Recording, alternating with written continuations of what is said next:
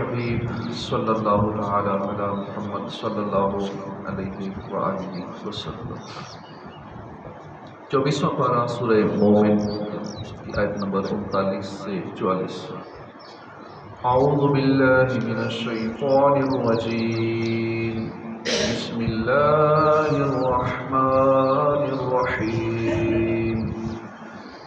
یا قوم انما هذه الحیاة الدنیا متاع وان الآخرة هی دار القرار۔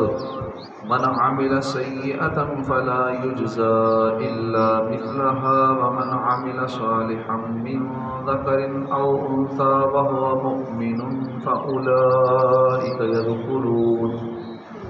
فأولئك يدخلون الجنة يرزقون فيها بغير حساب۔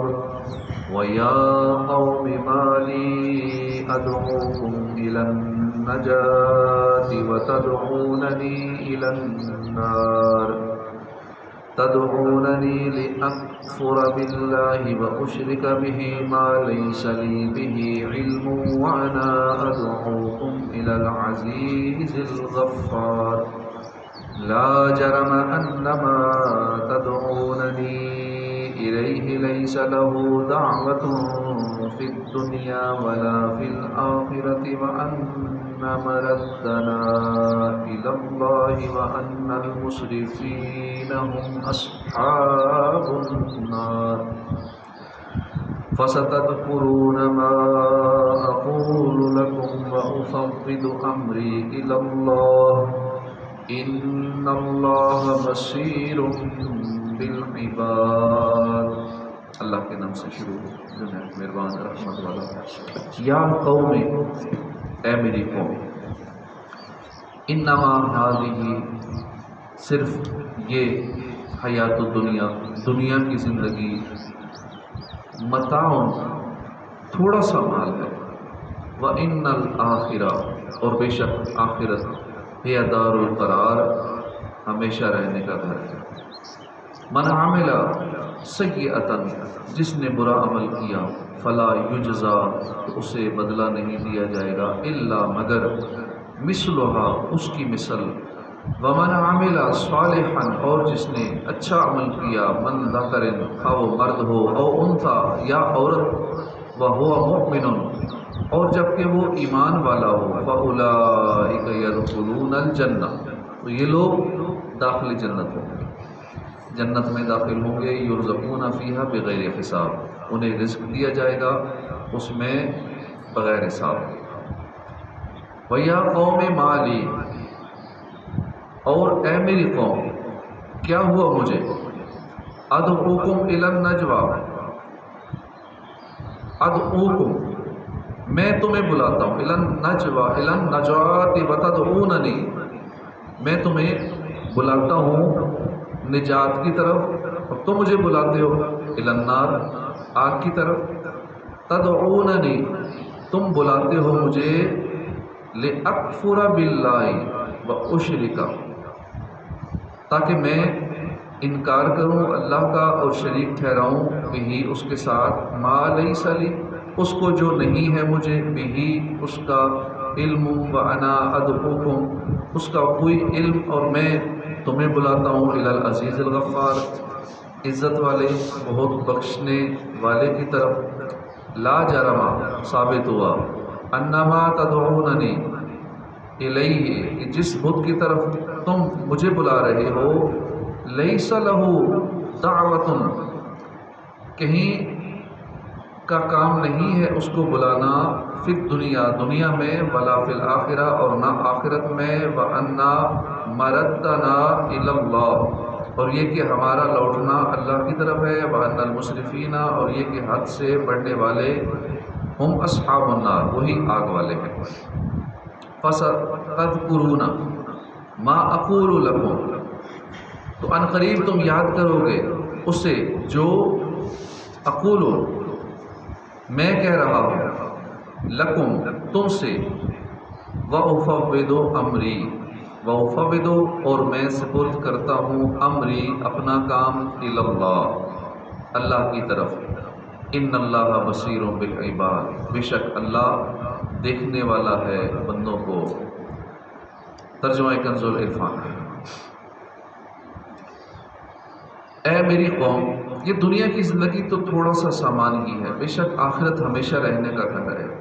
مرد مومن نے اپنی قوم کو نصیحت کرتے ہوئے کہا کہ اے میری قوم، یہ دنیا کی زندگی تھوڑی مدت تک کے لیے صرف ایک ناپائیدار نفع ہے جس کو بقا نہیں، اور یہ ایک دن ضرور فنا ہو جائے گی، جبکہ آخرت کی زندگی باقی اور ہمیشہ رہنے والی ہے اور یہ فانی زندگی سے بہتر ہے۔ اس آیت سے معلوم ہوا کہ سابقہ امتوں کے عقل مند حضرات کے نزدیک بھی دنیا ہمیشہ مذموم ہی رہی، اور وہ لوگ دنیا کے پیچھے بھاگنے، اس کا مال و متاع جمع کرنے اور اس سے محبت رکھنے سے بچتے رہے، اور لوگوں کو اس کی ترغیب بھی دیتے رہے۔ اور آج کل بھی اس زمانے میں بھی، ہر زمانے میں بھی جو لوگ عقل مند ہیں وہ کبھی دنیا کے پیچھے نہیں بھاگتے، وہ اپنی آخرت کو سنوارتے ہیں، دنیا کو ترجیح نہیں دیتے، آخرت کے معاملات کو ترجیح دیتے ہیں۔ ہر زمانے کے عقل مند لوگوں کا یہی طرز عمل رہا۔ ہمارے آقا صلی اللہ علیہ وسلم نے بھی اپنے عمل مبارک سے اور اپنی روشن تعلیمات کے ذریعے ہمیں دنیا سے بے رغبت اور آخرت کی طرف راغب رہنے کی ترغیب اور تعلیم دی ہے۔ اور آپ صلی اللہ تعالیٰ علیہ وآلہ وسلم نے کونین کے شہنشاہ اور دو عالم کے تاجدار ہوتے ہوئے ایسی زاہدانہ اور سادہ زندگی بسر فرمائی کہ تاریخ نبوت میں اس کی مثال نہیں مل سکتی۔ خوراک، پوشاک، مکان، سامان، رہن سہن، الغرض مبارک زندگی کے ہر گوشے میں آپ صلی اللہ علیہ وسلم کا ظاہر اور دنیا سے بے رغبتی کا عالم اس درجہ نمایاں تھا کہ اسے دیکھ کر یہی کہا جا سکتا ہے کہ دنیا کی نعمتیں اور لذتیں آپ کی نگاہ نبوت میں ایک مچھر کے پر سے بھی زیادہ ذلیل اور حقیر تھی۔ چنانچہ حضرت عبداللہ بن مسعود فرماتے ہیں رسول اللہ صلی اللہ علیہ وسلم ایک چٹائی پر سوئے، جب آپ بیدار ہوئے تو جسم پر اس چٹائی کے نشانات موجود تھے۔ ہم نے عرض کی کہ اگر ہم آپ کے لیے ایک بستر بنا دیں، تو آپ صلی اللہ علیہ وسلم نے فرمایا مجھے دنیا سے کیا لینا ہے، میں دنیا میں صرف ایک سوار کی طرح ہوں جو کسی درخت کے نیچے سائے کو طلب کرے، پھر اس درخت کے سائے کو چھوڑ کر روانہ ہو جائے۔ حضرت عمرو بن عاص رضی اللہ تعالیٰ عنہ نے ممبر پر فرمایا اللہ کی قسم میں نے تم لوگوں سے زیادہ کسی کو اس چیز میں رغبت کرتے نہیں دیکھا جس چیز سے سرکار صلی اللہ علیہ وسلم دور رہتے تھے۔ تم لوگ دنیا میں رغبت رکھتے ہو جبکہ نبی صلی اللہ علیہ وسلم دنیا میں رغبت نہیں رکھتے تھے۔ اللہ کی قسم آپ پر 3 دن بھی نہ گزرے کہ آپ کی آمدنی سے قرض زیادہ ہوتا، آمدنی سے قرض زیادہ ہوتا۔ حضرت انس رضی اللہ عنہ فرماتے ہیں تاجدار رسالت صلی اللہ علیہ وسلم نے فرمایا اے میرے بیٹے موت کا ذکر کثرت سے کیا کرو، کیونکہ جب تم کثرت سے موت کو یاد کرو گے تو تمہیں دنیا میں رغبت نہ رہے گی اور تم آخرت میں رغبت رکھنے لگو گے۔ بے شک آخرت ہمیشہ رہنے کا گھر ہے اور دنیا اس کے لیے دھوکے کی جگہ ہے جو اس سے دھوکہ کھا جائے۔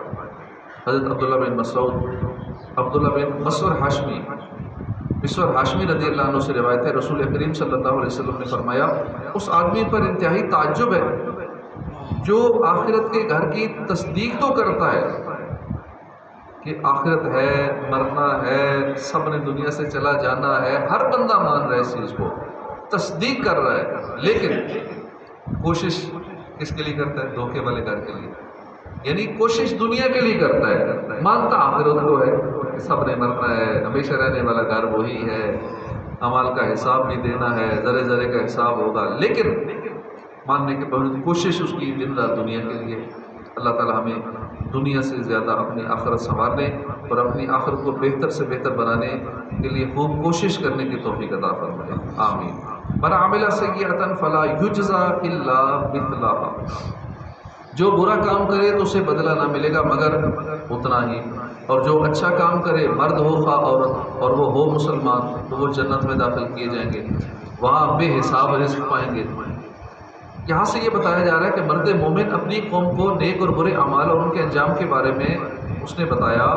چنانچہ مرد مومن نے کہا کہ جو دنیا میں برے اعمال کرے تو اسے اس برے کام کے حساب سے آخرت میں بدلہ ملے گا، اور مرد و عورت میں سے جو دنیا میں اللہ کی رضا والا اچھا کام کرے اور اس کے ساتھ ساتھ وہ مسلمان بھی ہو، کیونکہ اعمال کی مقبولیت ایمان پر موقوف ہے، تو انہیں جنت میں داخل کیا جائے گا جہاں وہ بے حساب رزق پائیں گے، اور نیک عمل کے مقابلے میں زیادہ ثواب عطا کرنا اللہ تعالیٰ کا عظیم فضل ہے۔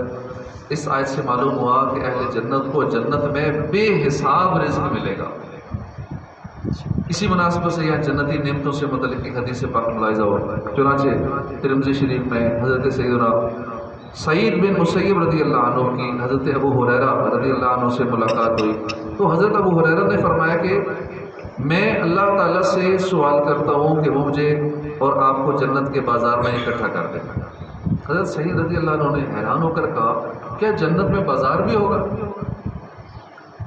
حضرت ابو ہریرہ نے فرمایا ہاں، مجھے رسول اللہ صلی اللہ علیہ وسلم نے خبر دی ہے کہ جنت والے جب جنت میں داخل ہوں گے تو جنت کے درجات میں اپنے اعمال کے مطابق داخل ہوں گے، پھر انہیں دنیا کے دنوں کے حساب سے ایک ہفتے میں اجازت دی جائے گی تو وہ اپنے رب کی زیارت کریں گے، اور ان کے سامنے اللہ تعالیٰ کا عرش ظاہر ہوگا، اور اللہ تعالیٰ ان پر جنت کے باغوں میں سے ایک باغ میں تجلی فرمائے گا، تو ان کے لیے نور کے ممبر، موتیوں کے ممبر، یاقوت اور زبرجد کے ممبر، سونے اور چاندی کے ممبر رکھے جائیں گے۔ ان میں سے ادنا درجے والے جنتی، حالانکہ ان میں ادنا کوئی نہیں ہے، مشک اور کافور کے ٹیلے پر ہوں گے، اور وہ یہ تصور نہ کریں گے کہ کرسیوں والے ان سے اعلیٰ جگہ میں ہیں۔ حضرت ابو ہریرہ رضی اللہ عنہ فرماتے ہیں میں نے عرض کی یا رسول اللہ صلی اللہ علیہ وآلہ وسلم کیا ہم اپنے رب کو دیکھیں گے؟ ارشاد فرمایا ہاں، کیا تم سورج کو 14ویں رات میں چاند کو دیکھنے میں شک کرتے ہو؟ ہم نے عرض کی نہیں۔ ارشاد فرمایا ایسے ہی تم اپنے رب کو دیکھنے میں شک نہ کرو گے۔ اس مجلس میں ہر ایک کے سامنے اللہ تعالیٰ بے حجاب موجود ہوگا، حتیٰ کہ ان میں سے ایک شخص سے ارشاد فرمائے گا اے فلاں کے بیٹے فلاں، کیا تجھے وہ دن یاد ہے جب تو نے ایسا ایسا کہا تھا؟ اللہ تعالیٰ اس کی بعض دنیاوی بد عہدیاں یاد دلائے گا، تو وہ بندہ عرض کرے گا اے اللہ کیا تو نے مجھے بخش نہیں دیا؟ اللہ تعالیٰ ارشاد فرمائے گا ہاں، تو میری وسیع رحمت کی وجہ سے ہی تو اپنے اس درجے میں پہنچا ہے۔ وہ اسی حالت میں ہوں گے کہ ان کے اوپر بادل چھا جائے گا اور ان پر ایسی خوشبو برسائے گا کہ اس جیسی خوشبو کبھی کسی چیز میں نہ پائی ہوگی، اور ہمارا رب عز و جل ارشاد فرمائے گا اس انعام و اکرام کی طرف جاؤ جو میں نے تمہارے لیے تیار کیا ہوا ہے، اور اس میں سے جو چاہو لے لو۔ تب ہم اس بازار میں پہنچیں گے جسے فرشتوں نے گھیرا ہوگا، اس میں وہ چیزیں ہوں گی جن کی مثل نہ آنکھوں نے دیکھی، نہ کانوں نے سنی، نہ دلوں پر ان کا خیال گزرا۔ تب ہم جو چاہیں گے وہ ہمیں دے دیا جائے گا۔ وہاں خرید و فروخت نہیں ہوگی۔ یا تو کسی شاپنگ مال میں جائیں نا، بڑے سے بڑے جس میں بھی جائیں، اور دل میں دھڑکا لگا رہتا ہے کہ یہاں تو کروڑوں روپے لے کے آئے تو بھی خریداری پوری نہیں ہو سکے گی، مہنگائی اتنی ہے اور پھر پیسے دے کے چیز خریدنی ہے۔ لیکن وہاں پہ یہ نہیں ہوگا کہ اب اتنا کچھ خریدیں گے کیسے یا لیں گے کیسے، وہاں سب کچھ فری میں ملے گا۔ بڑے بڑے بازار ہوں گے اور وہاں پہ یہ ٹینشن نہیں ہوگی کہ خریداری کیسے ہوگی۔ اس بازار میں جنتی ایک دوسرے سے ملیں گے، اور بلند درجے والا خود آئے گا اور اپنے سے نیچے درجے والے سے ملے گا، حالانکہ اس میں نیچا کوئی نہیں ہے۔ اس پر جو لباس یہ دیکھے گا وہ اسے پسند آئے گا۔ ابھی آخری بات ختم نہ ہوگی کہ اسے اپنے اوپر موجود اس سے اچھا لباس محسوس ہوگا۔ یہ اس لیے ہوگا کہ جنت میں کوئی غم نہیں، جنت میں کوئی پریشانی نہیں۔ پھر ہم اپنے گھروں کی طرف لوٹیں گے تو ہم سے ہماری بیویاں ملیں گی اور کہیں گی مرحبا، خوش آمدید، جس وقت آپ یہاں سے گئے تھے ابھی اس کے مقابلے میں آپ اور حسین و جمیل ہو گئے۔ جب گھر سے نکلے تھے اب جب آئے ہیں تو پہلے سے زیادہ آپ حسین و جمیل ہیں۔ تب ہم کہیں گے کہ آج ہمیں اپنے رب تعالیٰ کے دربار میں بیٹھنا نصیب ہوا تھا، خدا جبار کے حضور ہمیں ہم نشینی نصیب ہوئی۔ ہمارا حق یہی تھا کہ ہم ایسے لوٹیں جیسے اب لوٹے ہیں۔ اللہ تعالیٰ اپنے حبیب کے صدقے ہمیں بھی جنت میں داخلہ نصیب فرمائے، آمین۔ روز دعا کرنی چاہیے جنت کے لیے، یا اللہ ہمیں جنت میں جگہ عطا فرما دے، یا اللہ جنت میں جگہ عطا فرما، جنت میں داخلہ عطا فرما، جہنم سے بچا۔ یہ دعا روز مانگتے رہنا چاہیے۔ وَيَا قَوْمِ مَا لِي أَدْعُوكُمْ إِلَى النَّجَاةِ وَتَدْعُونَنِي إِلَى النَّارِ، اور اے میری قوم مجھے کیا ہوا کہ میں تمہیں نجات کی طرف بلاتا ہوں اور تم مجھے دوزخ کی طرف بلا رہے ہو؟ تم مجھے اس طرف بلاتے ہو کہ میں اللہ کا انکار کروں۔ اور ایسے کو اس کا شریک کروں جو میرے علم میں نہیں، اور میں تمہیں عزت والے بہت بخشنے والے کی طرف بلاتا ہوں۔ آپ ہی ثابت ہوا کہ جس کی طرف تم مجھے بلا رہے ہو اس کو بلانا کہیں کام کا نہیں، دنیا میں نہ آخرت میں، اور یہ کہ ہمارا پھرنا اللہ کی طرف ہے، اور یہ کہ حد سے گزرنے والے ہی دوست کی ہیں۔ اس آیت اور اس کے بعد والی 2 آیات کا خلاصہ یہ ہے کہ اپنی قوم کو نصیحت کرتے وقت مرد مومن نے یہ محسوس کیا کہ لوگ میری باتوں پر تعجب کر رہے ہیں اور میری بات ماننے کی بجائے مجھے اپنے باطل دین کی طرف بلانا چاہتے ہیں، تو اس نے اپنی قوم کو مخاطب کر کے کہا تم عجیب لوگ ہو کہ میں تمہیں ایمان اور طاعت کی تلقین کر کے جنت کی طرف بلاتا ہوں اور تم مجھے کفر و شرک کی طرف دعوت دے کر جہنم کی طرف بلا رہے ہو۔ تم مجھے اس بات کی طرف بلاتے ہو کہ میں اس اللہ کا انکار کر دوں جس کا کوئی شریک نہیں، اور معبود ہونے میں ایسے کو اس کا شریک کروں جس کے معبود ہونے پر کوئی دلیل ہی نہیں، اور میں تمہیں اس اللہ کی طرف بلا رہا ہوں جو عزت والا ہے، توبہ کرنے والے کو بہت بخشنے والا ہے۔ تو خود ہی ثابت ہوا کہ تم مجھے جس کی عبادت کی طرف بلا رہے ہو اس کی عبادت کرنا دنیا اور آخرت میں کہیں کام نہ آئے گا، کیونکہ وہ حقیقی معبود نہیں۔ اور یاد رکھو کہ ہمیں مرنے کے بعد اللہ تعالیٰ کی طرف لوٹ کر جانا ہے اور وہ ہمیں ہمارے اعمال کی جزا دے گا۔ اور یہ بھی یاد رکھو کہ کافر ہی ہمیشہ کے لیے جہنم میں جائیں گے۔ فَسَتَذْكُرُونَ مَا أَقُولُ لَكُمْ وَأُفَوِّضُ أَمْرِي إِلَى اللَّهِ إِنَّ اللَّهَ بَصِيرٌ بِالْعِبَادِ۔ تو جلد ہی تم وہ یاد کرو گے جو میں تم سے کہہ رہا ہوں، اور میں اپنے کام اللہ کو سونپتا ہوں، بے شک اللہ بندوں کو دیکھتا ہے۔ اس آیت کا خلاصہ یہ ہے کہ مرد مومن نے کہا میری باتیں ابھی تمہارے دل پر نہیں لگتی، لیکن ان قریب جب تم پر عذاب نازل ہوگا تو اس وقت تم میری نصیحتیں یاد کرو گے، مگر اس وقت کا یاد کرنا کچھ کام نہ دے گا۔ یہ سن کر ان لوگوں نے اس مومن کو دھمکی دی کہ اگر تم ہمارے دین کی مخالفت کرو گے تو ہم تمہارے ساتھ پورے طریقے سے پیش آئیں گے۔ اس کے جواب میں اس نے کہا میں اپنا معاملہ اللہ کو سونپتا ہوں، بے شک اللہ تعالیٰ بندوں کو دیکھتا ہے اور ان کے اعمال اور احوال کو جانتا ہے، لہٰذا مجھے تمہارا کوئی ڈر نہیں۔ اب یہ 2-3 دن سے ہم جو سن رہے ہیں نا، یہ اس مرد مومن کی باتیں سن رہے ہیں کہ موسیٰ علیہ السلام کی حمایت میں اللہ پاک نے فرعونیوں میں سے ایک مرد مومن کو کھڑا کر دیا اور وہ ان کو سمجھا رہا ہے۔ 2-3 دن سے ہمارا وہی موضوع چل رہا ہے کہ وہ کیا کیا سمجھا رہا ہے، مختلف طریقوں سے سمجھا رہا ہے۔ اب سمجھا آخر کا رزلٹ کیا نکل رہا ہے، وہ پھر بھی نہیں مانتے، ان کو الٹا دعوت دے رہے ہیں مرد مومن کو، نہیں تم ہمارے بتوں کی پوجا کرو، سمجھ ہی نہیں رہے بات۔ اس سے ہمیں بھی سبق حاصل کرنا چاہیے کہ ہم کوئی سنے نہ سنے، ہمارا کام نیکی کی دعوت دینا ہے، سمجھاتے رہنا ہے، اپنا ثواب کھڑا ہوگا، ہر بات پر 1 سال کی عبادت کا ثواب ملتا رہے گا۔ تو یہ کام ہمیں چھوڑنا نہیں ہے، مفت کی عبادت ہے، آخرت میں ہمیں کام آئے گا۔ تو اس لیے نیکی کی دعوت، نمازوں کی دعوت، برائیوں سے منع کرتے رہیں اور سمجھاتے رہیں لوگوں کو۔